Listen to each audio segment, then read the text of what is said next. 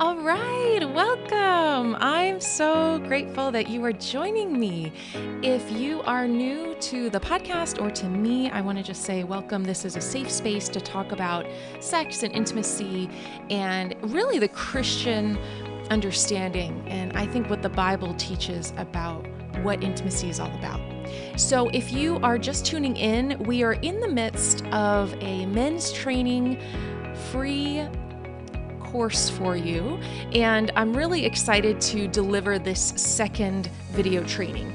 Now, if you missed the first one, I'm going to do a quick recap, but today we're going to be talking about basically what is the missing piece? Like, what are most people missing when they want to invite their wife to actually want sex, not just to do it as her duty or because she knows you need it, but something that's actually going to make her desire it for her.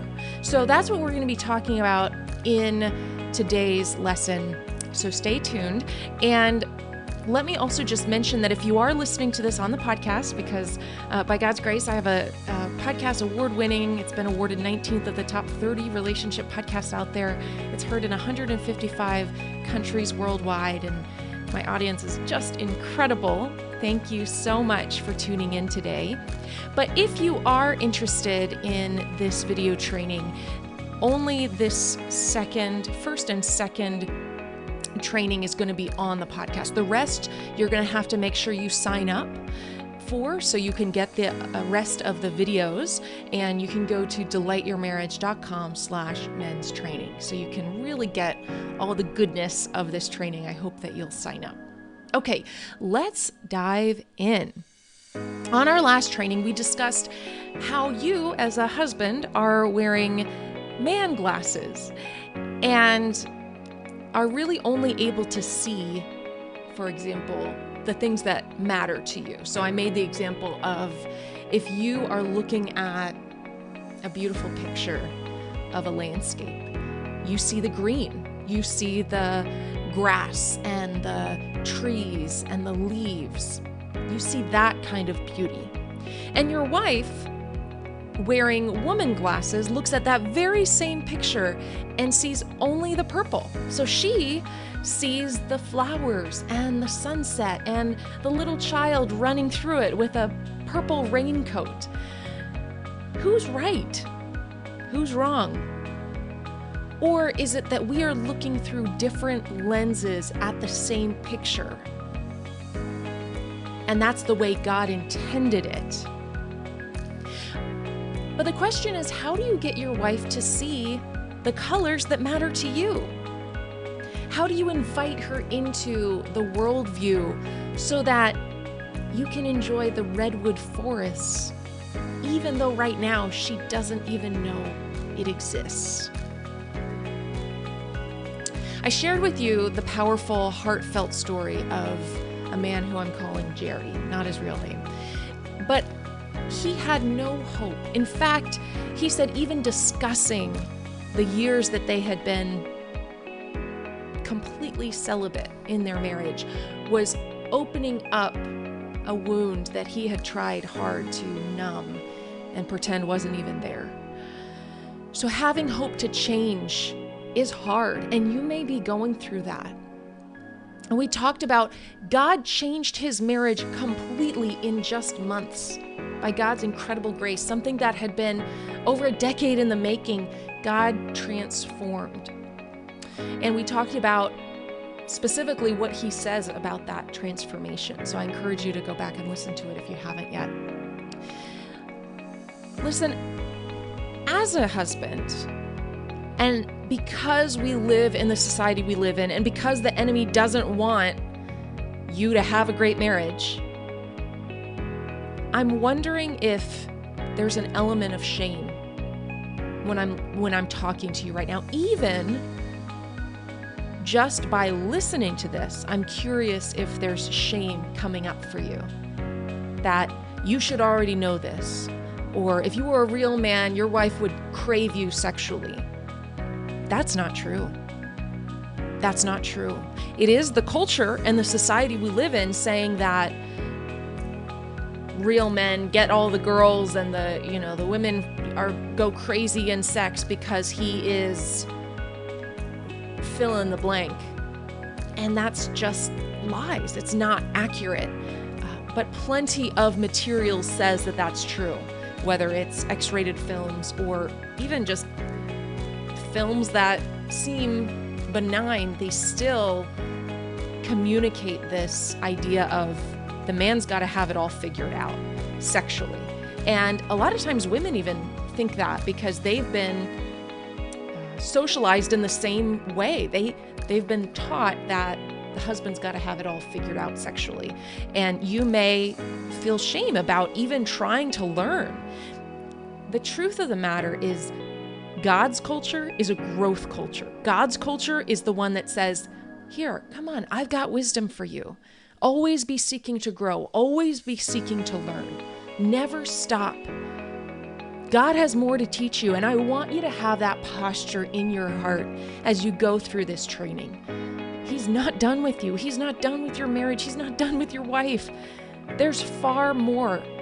And I hope I'm going to be sprinkling in different stories of men I've worked with. I hope that encourages and inspires you that truly it can be different. Truly, it doesn't have to be the same that it has been, even if it's been that way for years and even decades. So let's talk about what is truly important. And I know you know this. This is not news to you, but I think it's important to recognize that you have your priorities straight. So for example, if your family was in grave danger, they were going to be destroyed, and you sprinted to the train track to push them out of the way before the train hit and decimated everything that you hold dear, you would obviously prioritize saving your family.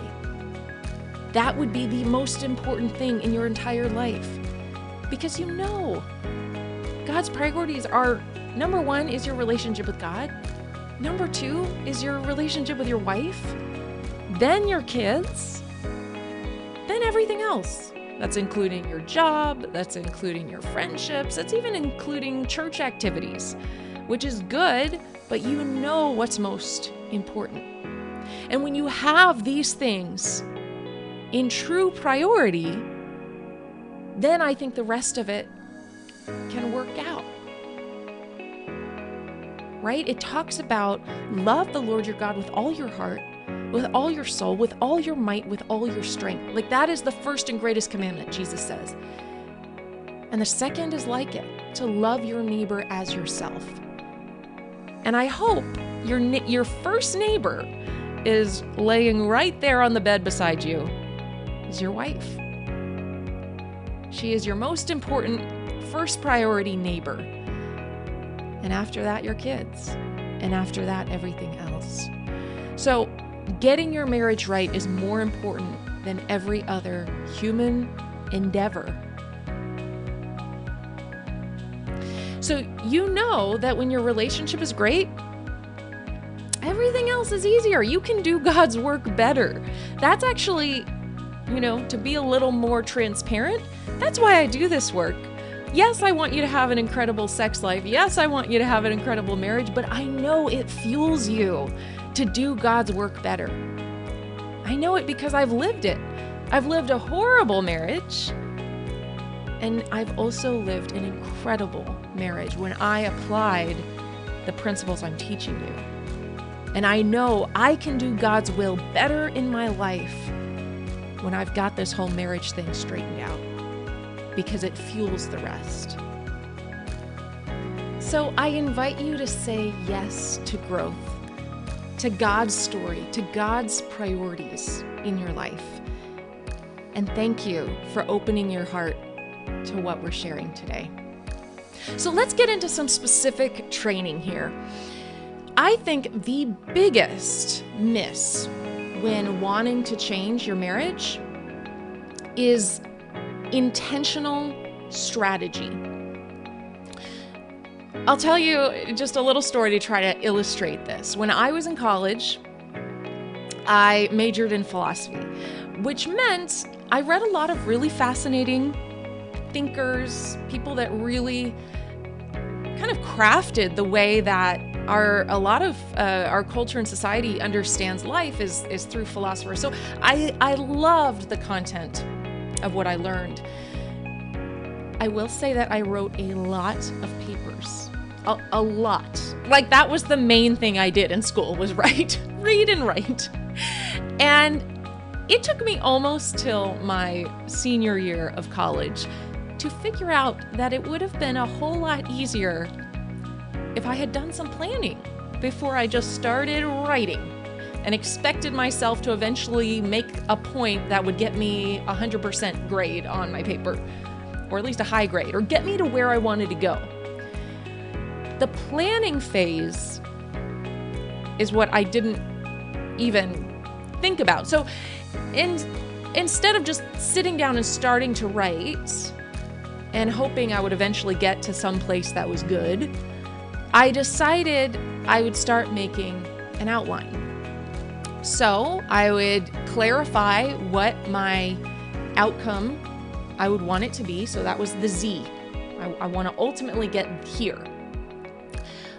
But the only way I was going to get to Z is if I first did A, and then I talked about B, and then I talked about C, and then if I wanted to get to E, I would have to go to D first.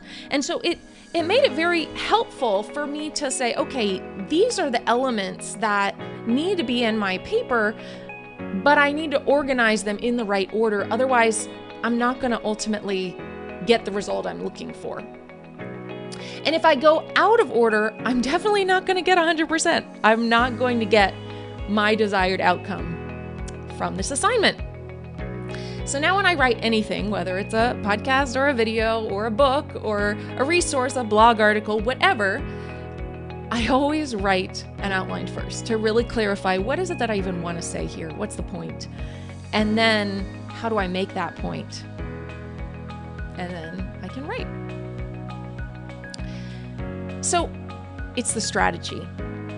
Get the strategy right first before you do all this work and not make the point you even want to make, not get the outcome, the results that is actually going to happen. So if you want a marriage that is passionate and playful and exciting and intimate and warm, clearly that she has you as priority above her kids and her to-do lists, that sex is important and a valuable experience for her, if that's what you want your marriage to be like, then you need a strategy to get there.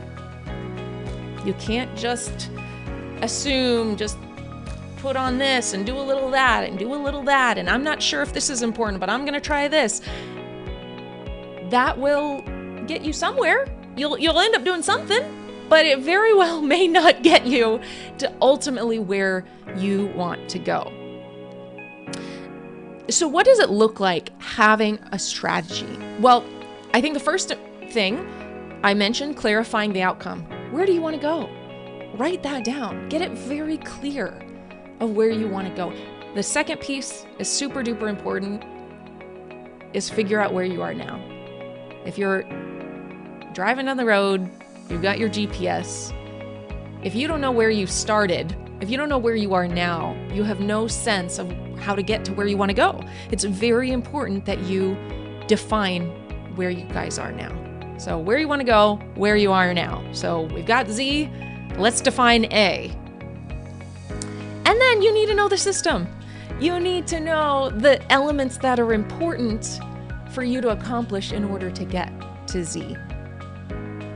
But I want to really, really emphasize that it's about the order of operations. It's about the timing. It's about the when.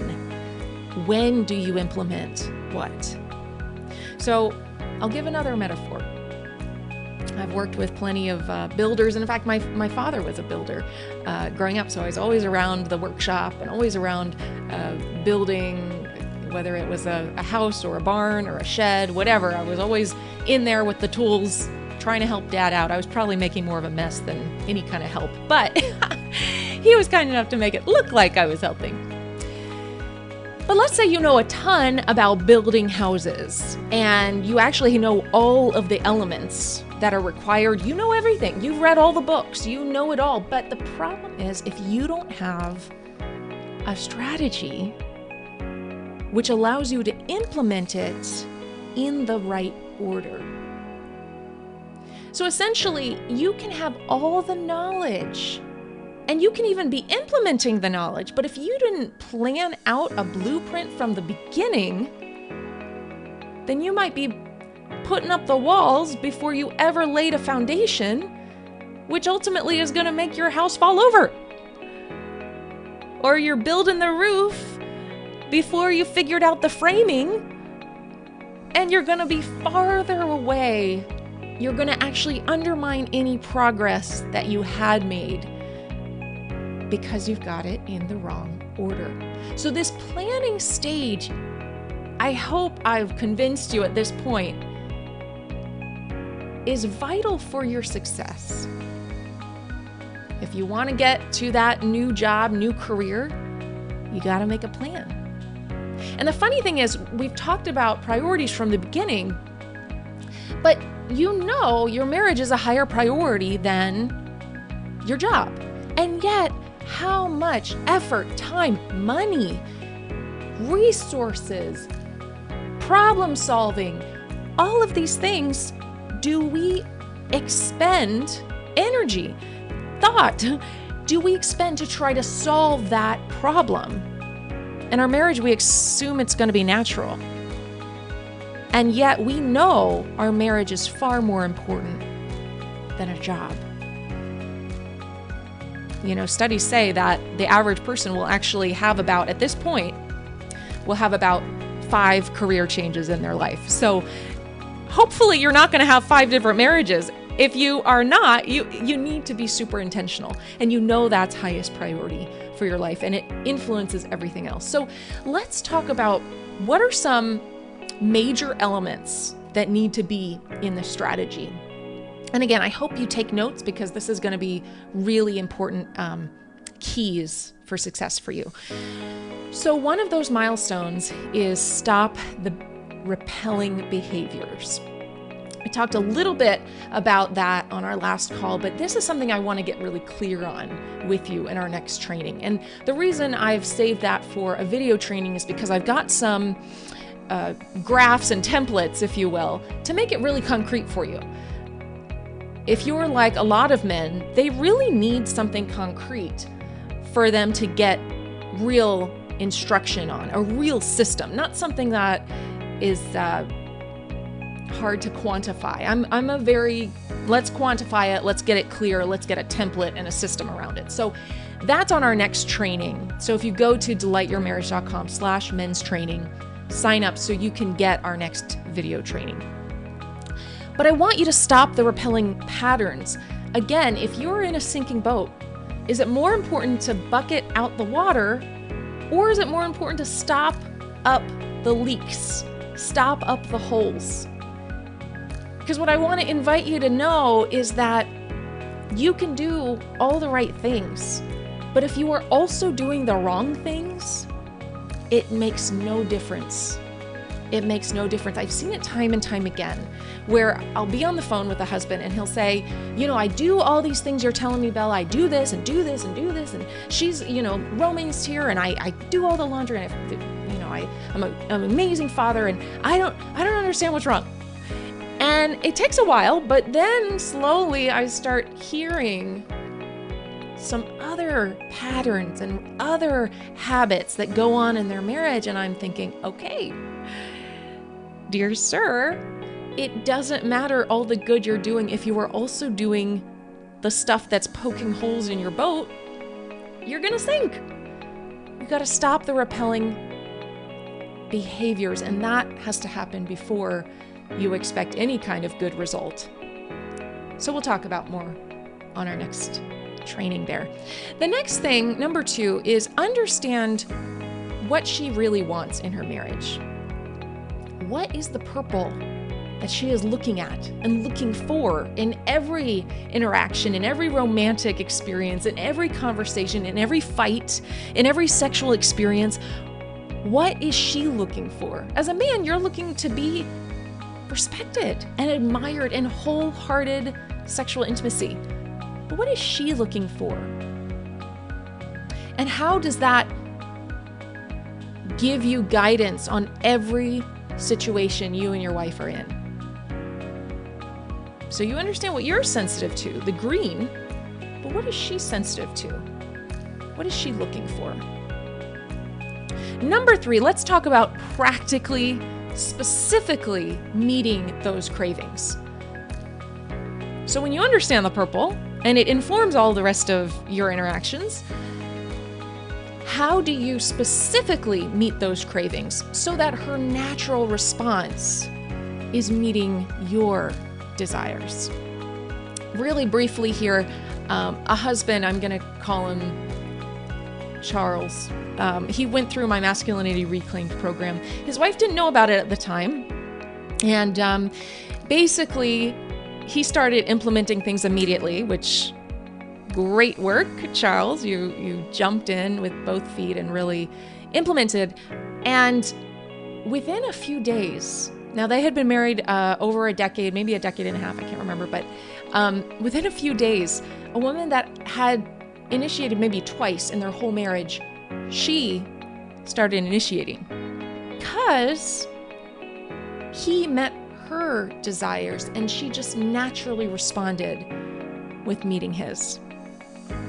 So that's what I want for you. I want the practical. What do you do with the information, right? It's not just philosophy. You've actually got to have action and words and the things that matter to her, and you've got to put it in practice. The next piece, number 4, what are the specific things that you can do to help heal the way she's been hurt sexually in the past? The specific things you can do to help heal the ways that she's been hurt sexually in the past. And these might be things you've done, granted. They also might be things you have not done. They might be things that she has suffered sexual abuse. She has suffered the oppression in society. I mean, there's so many things that women have experienced because of the brokenness of our world. And what I want to invite you to do is, how can you as a husband help heal that hurt? And what sexual practices can help heal that? As a woman who had a lot of baggage with sexual abuse, with sexual experience, with all of this, my husband was the one that, sexually speaking, healed a lot of that hurt and pain.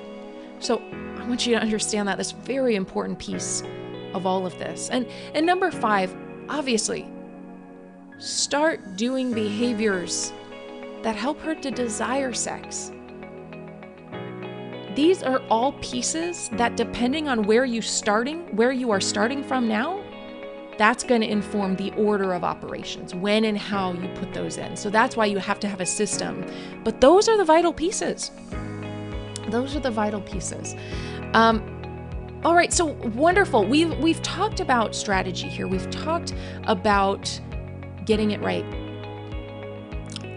This training is not going to be available forever. A lot of times it's super duper sad when people will hear about a free training I was putting on and they'll reach out to me and like, is this still available? And I'm like, no, it's not available. So I want to invite you to prioritize that now. I know you know your marriage is important. I know you know intimacy is important, especially in this season when you guys are maybe around each other a lot or experiencing a lot more stress than you normally would be. Now is the time to prioritize that, to make sure that you and your wife are connecting and you're a team. Truly, you're a team in dealing with some of the difficulties that our world is facing today. So go to delightyourmarriage.com/men's training And also add me, Bella at delightyourmarriage.com. Add me as a contact to make sure that you get the trainings, because that's something, because my stuff is about sexual intimacy. And now obviously it's from a Christian perspective, but for some reason Gmail and Yahoo and whatever email provider you have, sometimes they think it's the bad stuff, so they send it directly to spam or another junk folder. And people really want my stuff and they miss the training because it's not going to their inbox. So I have a short video on how to do that if you don't know how to do that. So sign up to delightyourmarriage.com/men's training, and I'll show you specifically through a little video how to add me as a contact.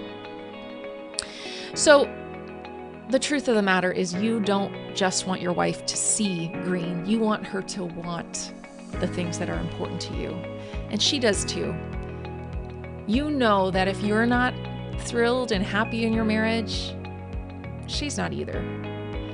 So I want you to recognize that this is not a selfish pursuit. This is not self-serving. This is more than that. When you are filled up in your marriage, you fill her up. It's just a result. It's a natural result. And so this is more than just you. This is for both of you. And prioritizing what matters to you, justifying what matters to you, is by it matters to everything else in your life. When Paul talks about don't burn with passion, get married, the subtext that I read as you continue in that chapter is get on with what God wants you to do. Stop being distracted by the temptation to sin. Like, get it taken care of. Get married so then you have a place for that passion and you can do God's will. Like, I don't want anybody to get obsessed with sex or obsessed with marriage or any of that. Like, this is to stop the bleeding so you can get healed and do God's will really well. And so can your wife. That's the purpose of all of this. It's doing God's will. But there has to be a process you go through. There has to be effort that's taken to focus on it in the short term. So in the long term, it's going to impact the rest of your life and your marriage and your kids and ministries that maybe have been on your heart to start for your whole life, but you've been in such pain that you haven't been able to do that. I know these things firsthand. And even a lot of times for men, they tell me that even financially, they would be able to make a lot more money if they weren't constantly focused on this painful distraction around when's the next time they're going to be able to make love. So this matters. This matters to your walk with God. It matters to your wife. It matters to your kids. It matters to everyone else in your life to get this fixed.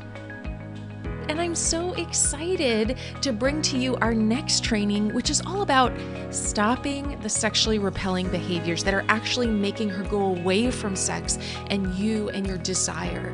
Because there's a lot of things that men are super well-meaning. They've got really good hearts, and yet they just are going about it with the wrong strategy. So that's what we're going to be focused on in our next training. I'm so excited for you to come back and get that insight. So go to delightyourmarriage.com/men's training. Do it as soon as you can so you don't miss this opportunity. All right. God bless, and I'll talk to you soon. Bye.